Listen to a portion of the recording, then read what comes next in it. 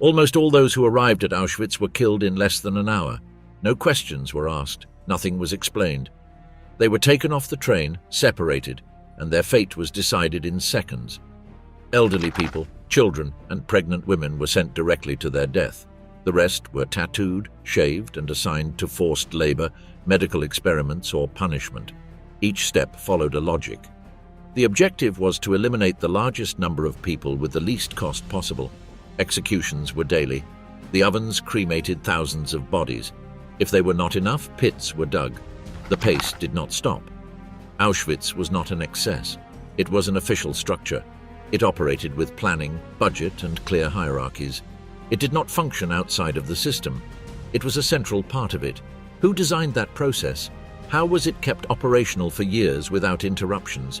And why did so many carry it out, knowing exactly what they were doing? The Forge of Hell, the design of Auschwitz as a death machine. On April 30th, 1940, SS Captain Rudolf Höss reached an important milestone in his career. After 6 years of service, this 39-year-old officer received his appointment as commander of one of the first Nazi concentration camps in the newly conquered territories of Eastern Europe. That spring day, he arrived to take up his duties in a small town that, until 8 months earlier, had been part of southwestern Poland, now incorporated into German Upper Silesia. The Poles called this town Oświęcim, but the Germans renamed it Auschwitz. There was a problem. Although Höss had been promoted to commander, the camp he was supposed to oversee did not yet exist. He would have to supervise its construction from a collection of deteriorated and parasite-infested barracks, previously used by the Polish army, grouped around a horse-riding ring on the outskirts of the town. The surrounding area was even more depressing. Flat, monotonous land with a damp and unhealthy climate. No one could have predicted that in 5 years, this camp would become the scene of the largest mass murder in human history. Höss did not appear to be the monster he would become. According to the American lawyer Whitney Harris, who interrogated him during the Nuremberg trials, he seemed like an ordinary person, similar to a grocery store clerk. Several Auschwitz prisoners confirmed this impression, describing him as calm and controlled, the kind of person one might cross paths with on the street without noticing. This nondescript appearance made him even more terrifying. The 3 years Höss spent in the Dachau concentration camp before his appointment in Auschwitz played a crucial role in shaping his character and career. In Dachau, he channeled the violence and hatred that the Nazis felt toward their enemies into systems and order. Dachau was infamous for its physical sadism, where lashings and beatings were commonplace. Guards, or even the prisoners themselves, could murder other inmates in cold blood, and their deaths were always recorded as shot while attempting to escape. But the true power of the regime in Dachau did not only reside in physical abuse, but in psychological torture. The first innovation in Dachau was that, unlike a conventional prison, the inmates did not know the duration of their sentence. This uncertainty had profound psychological consequences and was crucial for breaking the prisoners' resistance. The guards played with the prisoners' minds rather than merely inflicting physical punishment, even going so far as to demonstrate how to properly tie a noose, then leaving the rope within reach of the prisoners, suggesting suicide as an option. In Dachau, Höss learned the SS philosophy of managing prisoners, including the infamous capo system that would later play a significant role in Auschwitz. Authorities appointed one prisoner as capo in each block or work unit, granting them immense power over their fellow inmates. The primary task of the capo was to ensure that work quotas were met, ruthlessly pressuring other prisoners. If the SS guards were dissatisfied with the capo's performance, they would demote him to the status of a common prisoner. When this happened, the other prisoners typically beat the former capo to death during his first night back among them. Höss quickly rose through the ranks in Dachau, and by April 1936, he was appointed chief assistant to the camp commander. In September 1936, he was promoted to lieutenant and transferred to the Sachsenhausen concentration camp, where he remained until his promotion to commander of the new Auschwitz concentration camp. He arrived at his new post in the spring of 1940, deeply honored by the responsibility that Heinrich Himmler himself had entrusted to him.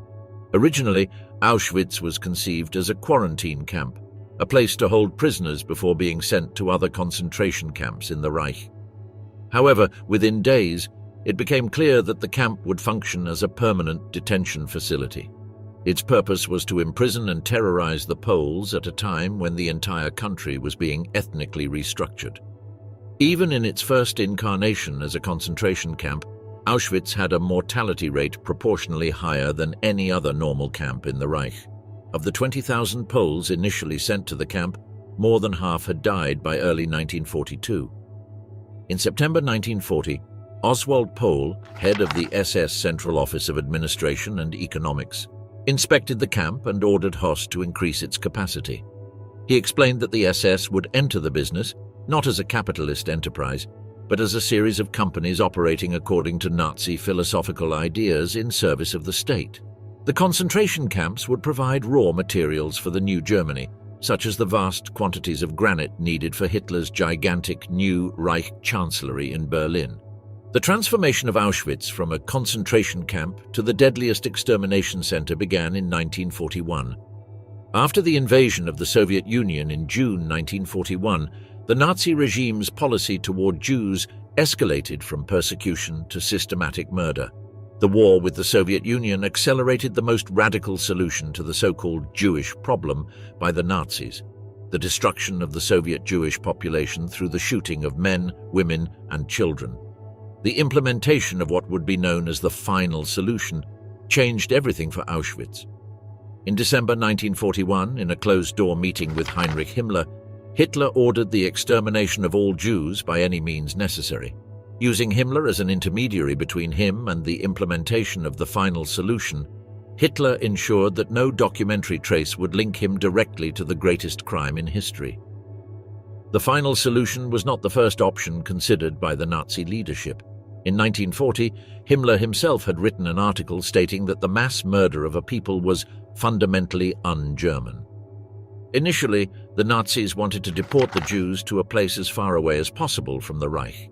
In 1940, they proposed the African island of Madagascar as a potential destination. This plan was abandoned as the war progressed, and by early 1941, Hitler ordered Reinhard Heydrich to prepare a scheme to deport the Jews to a place under German control. It was expected that the war with the Soviet Union would last only a few weeks, so Hitler and Heydrich planned to push the Jews further east that autumn. As Nazi forces were killing Jews in the Soviet Union, SS officers often expressed discomfort at shooting women and children at close range. In response to these protests and to what he himself had witnessed, Himmler ordered the search for an execution method that would cause fewer psychological problems for his men.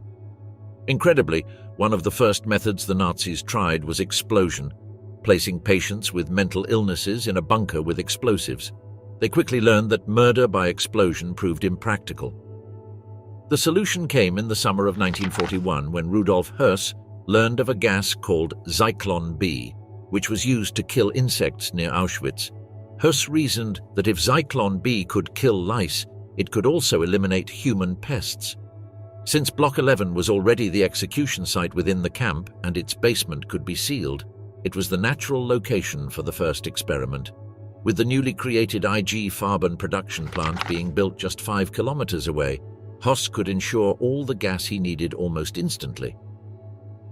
By the end of 1941, when the final solution was already underway, a completely new camp was built 3 kilometers from the existing one, on swampy land that the Poles called Brzezinka and the Germans named Birkenau.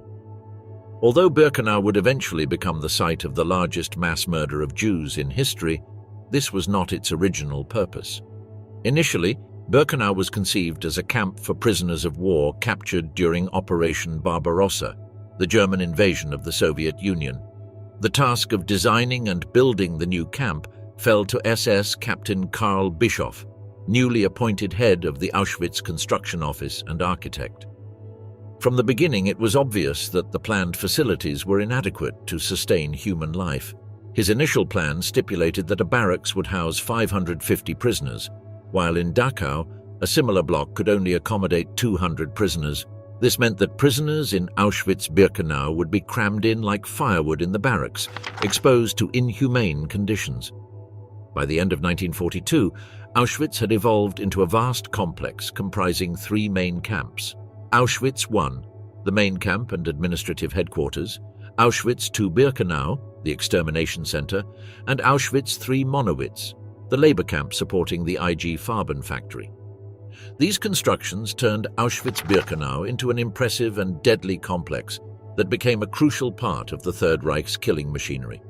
Although the orders came directly from Heinrich Himmler, the daily operation and most of the innovations that distinguished Auschwitz from other extermination camps came from the mind of Rudolf Höss. Arrival and selection of prisoners, the gateway to death. The journey to Auschwitz began long before the cattle cars arrived at the infamous ramp. For Jews across Europe, the deportation orders marked the start of a terrible odyssey. On October 6th, my name appeared for deportation to the east, recalled a survivor. We didn't know where we were going. We were told that we would be transported east, where we would work for the German Reich, probably in industrial areas. We didn't know we were heading to a concentration camp. The victims typically had only a few hours to pack a single suitcase with their belongings. They were instructed to bring valuables, work clothes, and essential items, a cruel deception, as most would be stripped of these possessions upon arrival. The Nazis maintained this resettlement facade until the end, issuing official-looking documents, travel tickets, and even charging resettlement fees to their victims. The deportation trains were authentic instruments of torture. Freight cars designed to transport cattle were crammed with 80 to 100 people, with no seats, minimal ventilation, and often only a bucket for sanitary needs. "It was the hottest day I remember in my life," recalled a Dutch survivor. "We were all packed like sardines, our bodies burned. I remember telling my wife, if I don't come back, you can remarry. Find a husband who will be good for the baby. We only thought about the child, nothing else, but we were very, very scared." These journeys could last days or even weeks.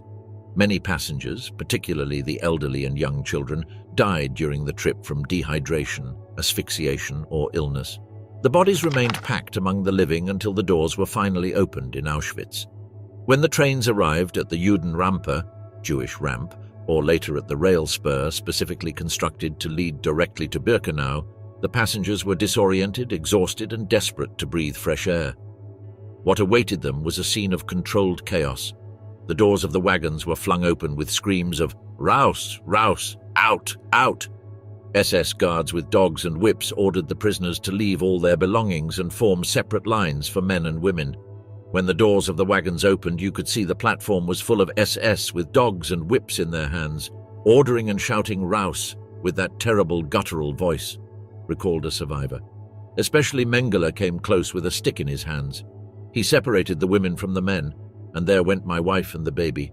They told us we would see our families every Sunday, every weekend. That was not true. It never happened. The selection process on the ramp was the critical moment that determined immediate life or death. SS doctors, including the infamous Josef Mengele, directed the newly arrived with a finger movement or a hand gesture. Those sent to the right would become registered prisoners, assigned a number, and put to work. Those sent to the left, typically the elderly, children under 14, pregnant women, the visibly weak or disabled, were sent directly to the gas chambers. The entire selection process usually took no more than a few seconds per person. The SS doctors made these life or death decisions not based on medical evaluations, but on the apparent labor capacity of the person.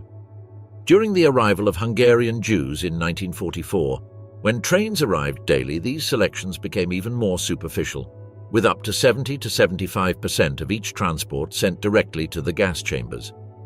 Kitty Hart Moxon, who was 15 when she arrived at Birkenau, witnessed the entire extermination process from her barracks. Mine was a very fast block with a view of the gas chambers and crematorium 4. You could see what was happening. It was incredible to really watch hundreds and thousands of people arriving in front of me, separated by an electrified fence and unable to communicate. Communication with those people was prohibited. The Nazis maintained a complex deception to prevent panic or resistance among those selected for immediate death. The victims were told they would shower before entering the camp, a plausible explanation after their long journey. The SS created beautifully landscaped gardens along the path from the trains to the gas chambers, and the crematoriums themselves were hidden behind a wall of birch trees. Many were sitting in the woods. There are many woods there. They were simply waiting to enter the gas chambers because they had no idea, remembered Hart Moxon. The people didn't know. They thought they were going to take a shower. They were told over loudspeakers that they were going to shower, so they lulled them into a false sense of security. For those selected for work, a different horror awaited. They were taken to processing centers where they were stripped of their last possessions and their identities. Their heads were shaved, they were disinfected with harsh chemicals that burned their skin, and they were given striped prison uniforms. Significantly, they were tattooed with identification numbers, marking the complete eradication of their individual humanity in the Nazi system. Prisoners received colored triangles that they had to sew onto their uniforms: red for political prisoners, green or purple for criminals, brown for gypsies, pink for homosexuals, black for asocials and Jehovah's Witnesses. The Jews wore a yellow Star of David. Initially, the tattoos were not placed on the prisoners' arms but were pierced into their chests with long needles. The resulting wound was filled with ink to facilitate identification, especially when dead inmates were found throughout the camp. No one was exempt from the selection process. Selections were periodically made in the barracks, where prisoners too weak to work were taken and sent to the gas chambers. A Dutch survivor recalled one of these selections. "I remember the day of the Great Selection. A large barrack full of men, naked, 2 tables at the front with an SS man at each table, and we had to walk toward the 2 tables. Behind me was Eddie Hammond, a professional football player from Ajax Amsterdam. He said, 'I have an abscess in my mouth and I don't know what's going to happen.' We had to stand completely naked and walk in front of them. We had to stand up straight, chest out, and show them how wonderfully we could walk in front of them and smile to show, 'I'm fine, don't select me.' Because we knew that when you were selected, you were gone. You no longer lived." The line moves forward. I'm near the 2 tables. I walk between the 2 tables and the SS directs me to the right. As I walk away, I look back, thinking that Eddie Hammond will come behind me. They direct him to the left, and I never saw Eddie Hammond again. He was gassed because of the abscess in his mouth.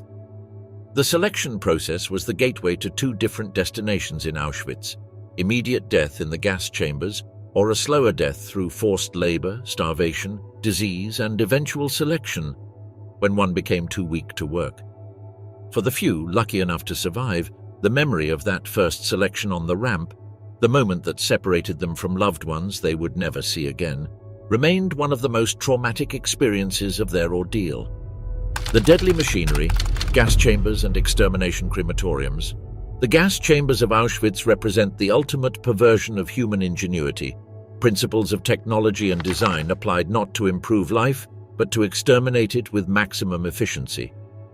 The evolution of these extermination facilities reflects the methodical approach of the Nazi regime toward mass murder, transforming what began as improvised operations into industrialized execution on an unprecedented scale. The first experimental gassing in Auschwitz took place in the basement of Block 11 in September 1941. The victims were Soviet prisoners of war and sick Polish prisoners. After this successful test, the crematorium of the main camp was adapted by adding a gas chamber, but its lethal capacity was limited. As the final solution accelerated, the Nazi leadership demanded more efficient facilities.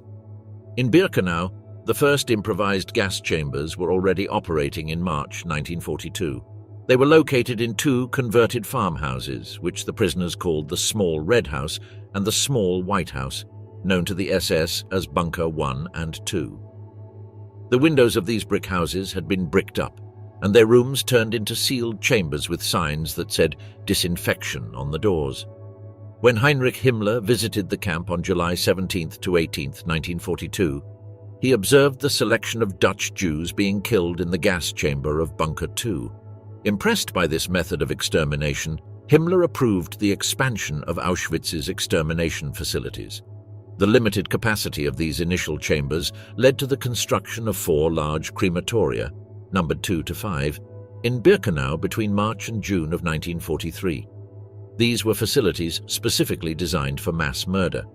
Crematoria 2 and 3 each contained an underground changing room and a gas chamber, plus a furnace room at ground level with multiple crematory ovens. Crematoria 4 and 5 were smaller facilities with gas chambers and furnace rooms at ground level. The gas chambers were disguised as showers, complete with fake shower heads to maintain the ruse. The victims were told they needed to shower for hygienic reasons after their journey. Once inside, the doors were sealed with airtight locks. The SS personnel would climb to the roof or access a side opening to throw Zyklon B pellets into the chamber through columns or specially designed openings. Zyklon B was hydrogen cyanide absorbed in a carrier material, originally developed as a pesticide. When exposed to air, it released lethal cyanide gas. In the warm and overcrowded environment of the gas chambers, death came in 10 to 20 minutes, although the process was agonizing. Witnesses described hearing muffled screams and banging on the doors as the victims realized their fate.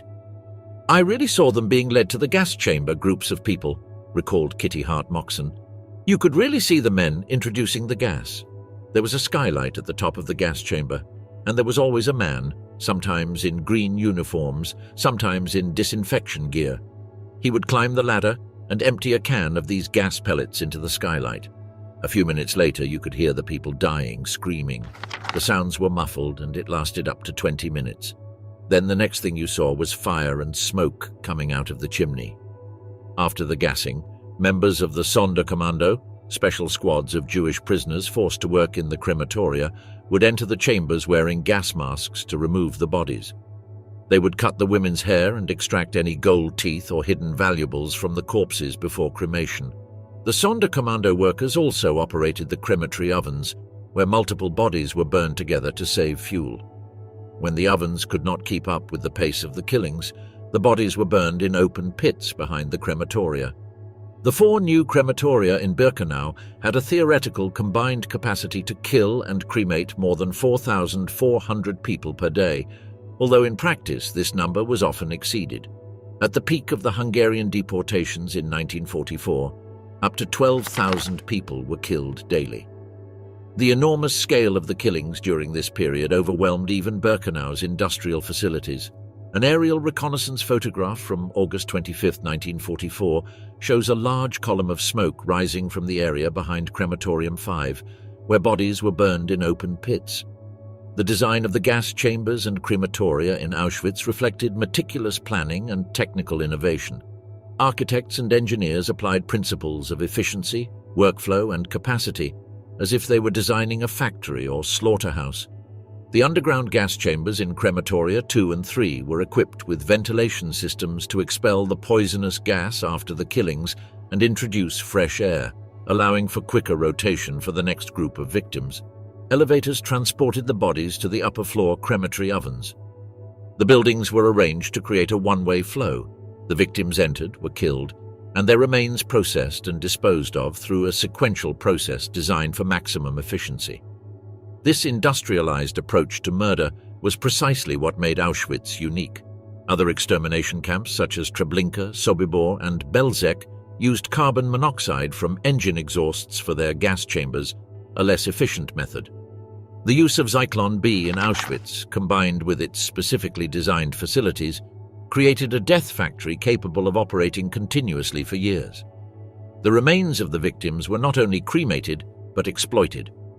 The Nazis recycled human hair, gold teeth, and even human ashes. The women's hair was sent to German factories for use in felt, ropes, and textile manufacturing. The gold teeth were melted down and sent to the Reichsbank. Some ashes were used as fertilizer on nearby farms operated by the SS. In January 1945, as Soviet forces approached Auschwitz, the SS attempted to destroy the evidence of their crimes. They dismantled the crematoria, blowing them up with dynamite, and burned documents. However, the ruins of these extermination facilities remained, and the Soviet forces extensively documented them after liberation. Today, the preserved remains of crematoria 2 to 5 stand as evidence of industrialized mass murder, a testimony of bricks and concrete to the mechanized extermination of human beings on an unprecedented scale. The gas chambers and crematoria of Auschwitz represent the final point of a process that began with discrimination and segregation, progressed through deportation, and culminated in industrial-scale murder. They are the physical manifestation of the final solution, the ultimate expression of the Nazi state's systematic application of modern industrial methods to the task of exterminating an entire people. Human medical experiments. Science turned into torture. Amid the systematic extermination in Auschwitz, another form of atrocity was carried out under the pretext of medical research. SS doctors, led by the infamous Josef Mengele, conducted cruel experiments on prisoners, perverting medical science into a tool for torture and murder. These experiments, performed without anesthesia, ethical restrictions, or scientific validity, represented some of the most depraved acts in the history of medicine. Josef Mengele, known as the Angel of Death, has become synonymous with medical atrocities at Auschwitz. He arrived at the camp just as the Birkenau crematoria were being completed, and Auschwitz was about to enter its most destructive period. With his medical training and specialized interest in genetics and hereditary biology, Mengele saw Auschwitz as a unique opportunity to advance his research by having unlimited access to human subjects. Mengele took a particular interest in twins, believing they could provide information about heredity. When new transports arrived at Auschwitz, Mengele personally supervised the selections, specifically looking for twins among the deportees. The twin children were nothing more than guinea pigs for Mengele, one account notes. Whenever he received news that twin children had arrived at the camp, he ordered that no one touch them except for him. His experiments with twins included taking physical measurements, drawing blood, injecting various substances, and performing unnecessary surgeries. In many cases, when one twin died from an experiment or illness, Mengele would immediately kill the other with an injection to the heart in order to perform comparative autopsies. In his research notes, Mengele never acknowledged that he had caused the death of the second twin. Instead, he claimed to have been lucky that both children died at the same time. One of Mengele's supposed goals was to find ways to increase the German birth rate by understanding the biological mechanisms of multiple births. Some experiments involved attempts to create twins artificially by sewing children together, often without anesthesia. Others included injecting dyes into children's eyes to see if their color could be changed to match the ideal Aryan blue eyes. Beyond twins, Mengele was fascinated by physical anomalies. He collected dwarfs and people with physical deformities, conducting painful tests and eventually preserving their bodies or skeletons for study.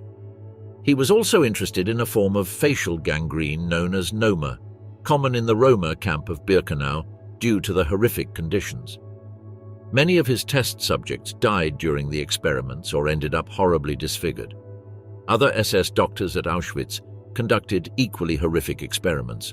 Karl Klauberg performed mass sterilization experiments, particularly on Jewish and Roma women. He injected irritating substances into the cervixes of women without anesthesia, causing extreme pain, inflammation, and often death. His goal was to develop an efficient method of sterilization that could be used to prevent inferior races from reproducing.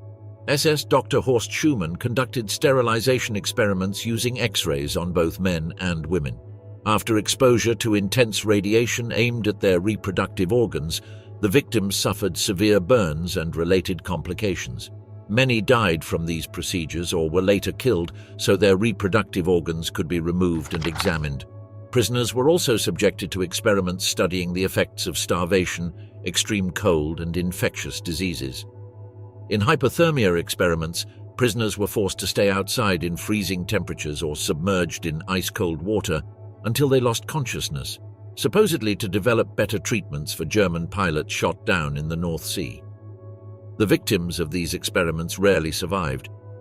Some prisoners were deliberately infected with diseases such as typhus, tuberculosis, and malaria so that the doctors could test experimental treatments or observe the progression of the diseases.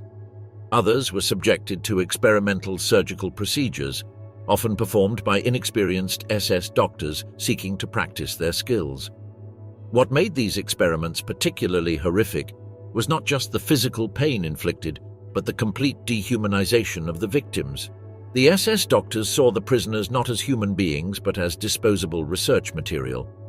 Survivors reported that Mengele could be charming with the children, bringing them sweets and treats, earning the nickname Uncle Mengele among some of the children prisoners. This facade of kindness made his brutal experiments even more psychologically devastating. One of the most disturbing aspects of the medical atrocities at Auschwitz was that they were carried out by trained doctors who had taken the Hippocratic oath to do no harm. Many of these doctors had been respected members of the German medical establishment before the war. Their willingness to abandon all ethical principles demonstrates how Nazi ideology corrupted science and medicine, turning health professionals into perpetrators of torture and murder.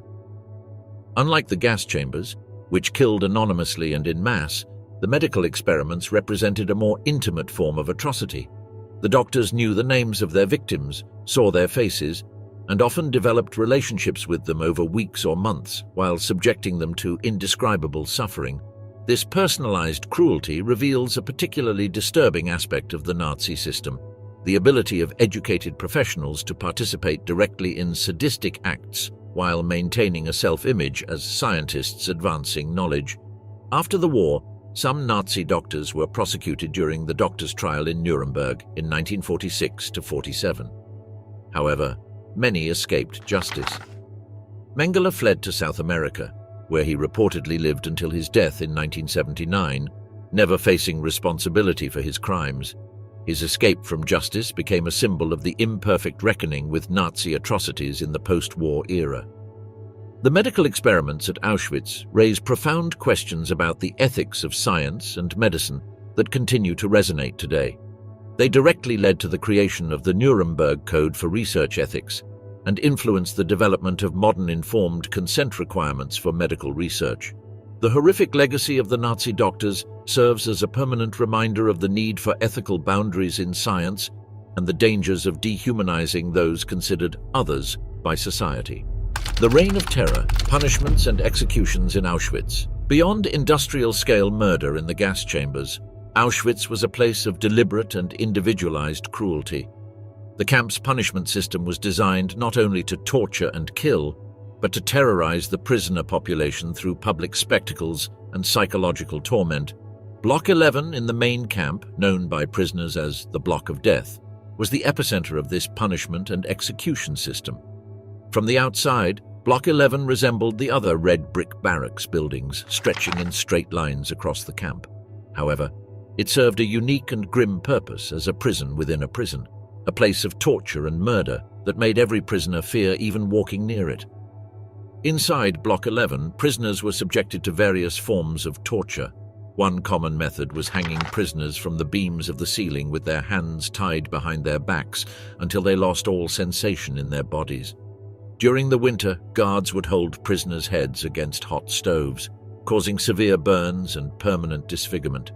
Many victims went blind after just one session in Block 11.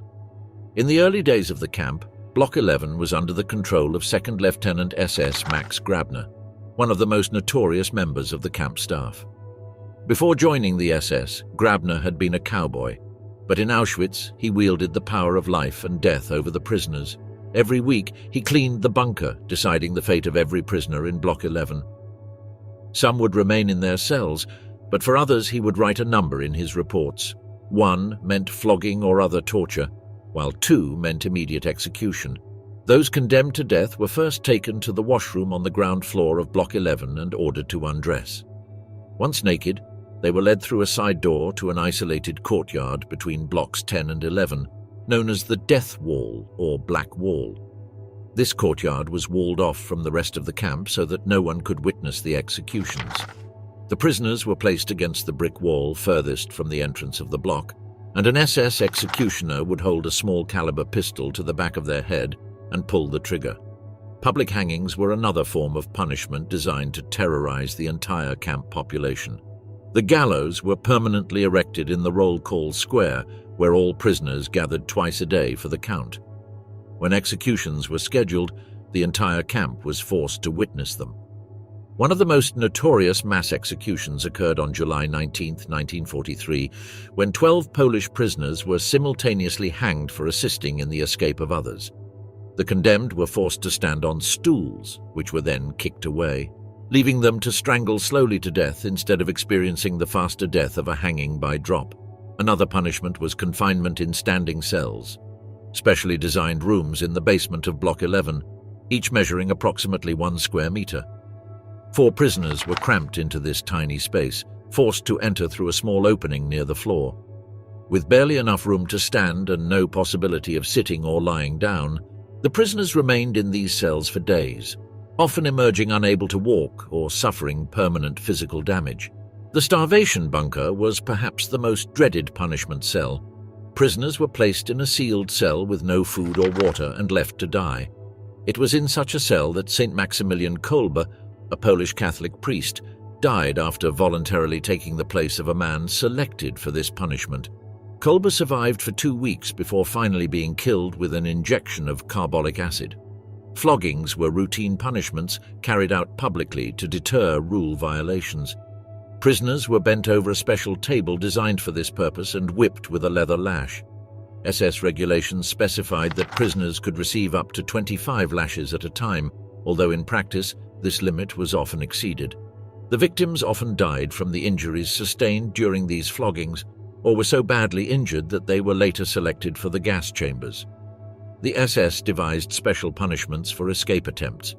When a prisoner escaped, the entire work group or barrack could be forced to stand at attention for hours or days without food or water, regardless of the weather conditions. If the fugitive was recaptured, they would be executed publicly, often in particularly cruel ways to deter others. Some were drowned in barrels of water, others crucified, and still others slowly strangled with wires.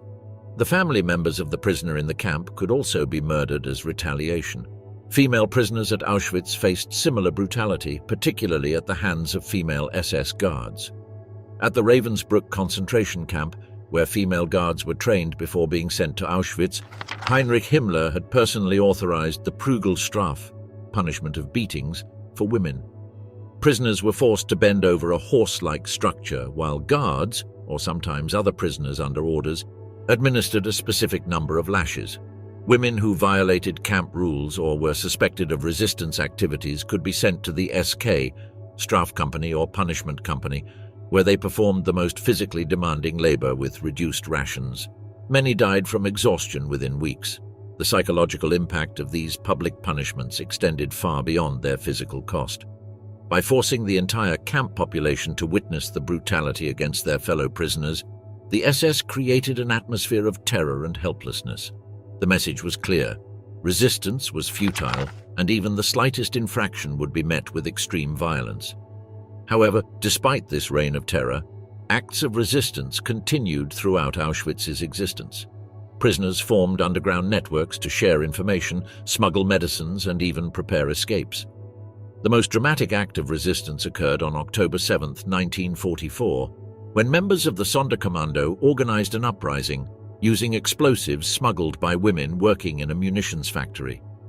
They managed to kill several SS guards and partially destroy Crematorium 4 before being overwhelmed.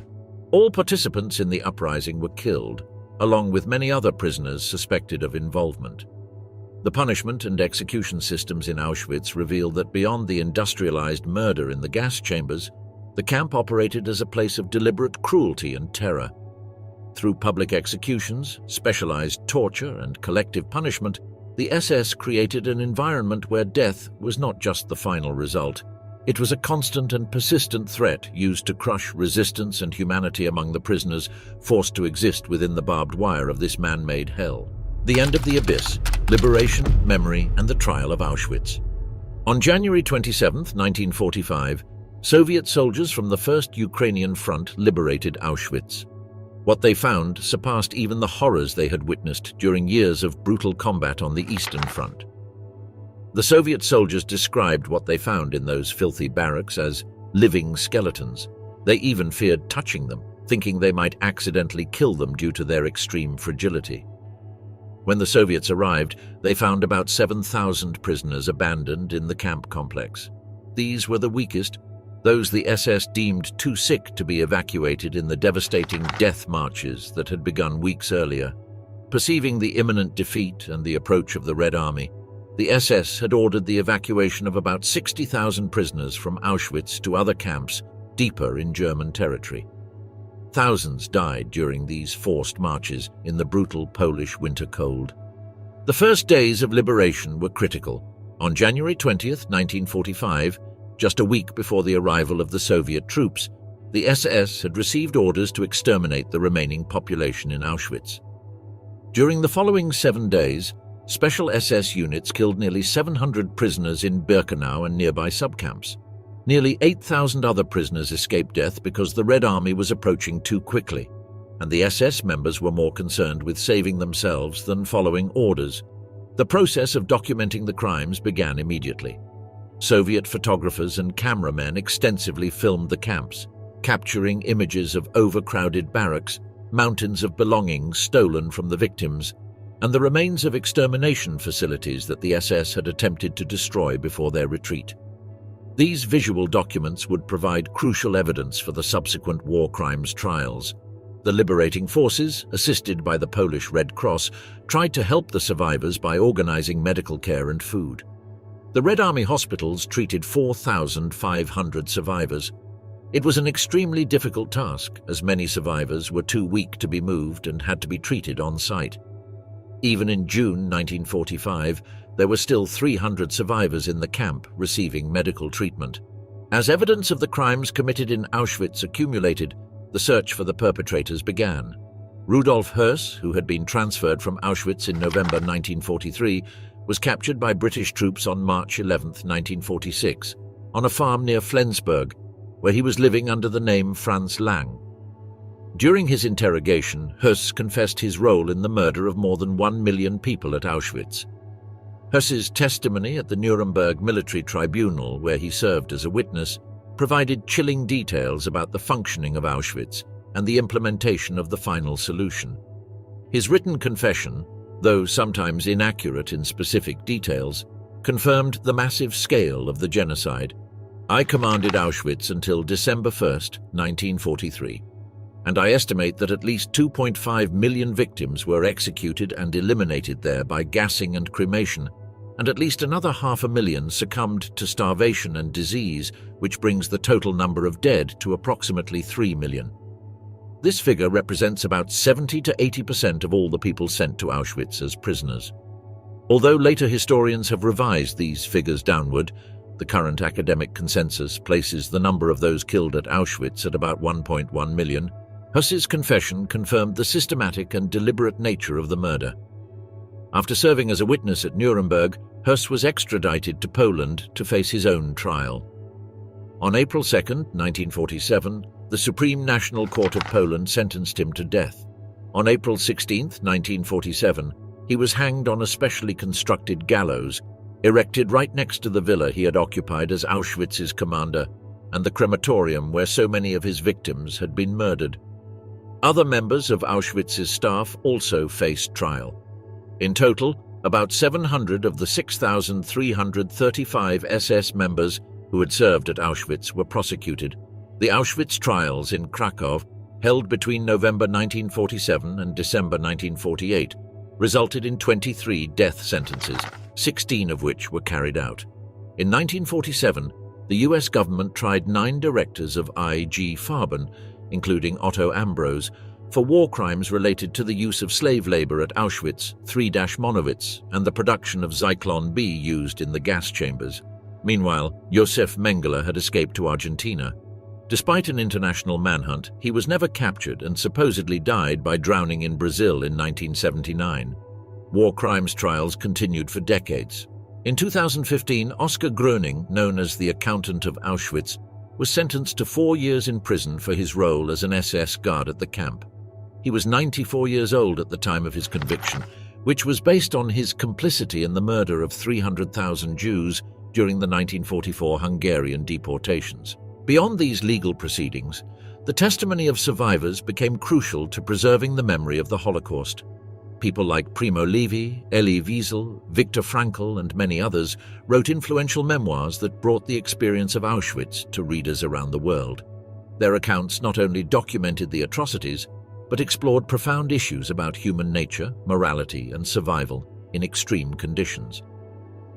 On July 2, 1947, the Polish Parliament established a museum at the site of the former Auschwitz I and Auschwitz II Birkenau camps to commemorate the victims and serve as a warning for future generations. In 1979, the camp complex was declared a UNESCO World Heritage Site. Since 2005, the anniversary of the liberation of Auschwitz, January 27th, has been recognized by the United Nations and the European Union as International Holocaust Remembrance Day. Commemorative events are held annually on this date. The liberation of Auschwitz not only marked the end of one of the darkest chapters in history, but also the beginning of a long and continuous process of reckoning with its legacy. Through trials, testimonies, education, and commemoration, the world has struggled to understand and process the crimes committed there. At the same time, survivors and their descendants have worked to rebuild their lives, although many carried the physical and psychological scars of their experience to the grave. As the writer and Auschwitz survivor Primo Levi stated, "The true horrors of Auschwitz will never be fully known because those who saw the Gorgon did not return to tell about it or returned mute. Those who survived to tell their stories experienced lighter versions of the horror, as those who suffered the worst did not survive." The study of Auschwitz remains vital today, not only as a historical record of past atrocities, but also as a warning about humanity's capacity for systematic cruelty when the demonization of the other becomes state policy. As Holocaust researcher Deborah Lipstadt noted, the Holocaust did not begin with gas chambers. It began with words. Extermination camps like Auschwitz represent the final point of a process that began with prejudice and discrimination, advanced through dehumanization and segregation, and culminated in industrialized genocide. In the more than 75 years since its liberation, Auschwitz has emerged as the primary symbol of the Holocaust and, more broadly, of humanity's capacity for both evil and resistance in the most extreme circumstances. Its history reminds us of the fragility of civilization and the need for constant vigilance against the return of intolerance and fascism that made such horror possible. As Elie Wiesel wrote, "To forget the dead would be to kill them a second time." The history of Auschwitz, although it spanned less than 5 years, saw the death of more than 1 million people and the destruction of the lives of millions more. Telling this story is our way of remembering the lost lives and aims to be a tribute to the innocent victims of a criminal regime. Their sacrifice will never be forgotten.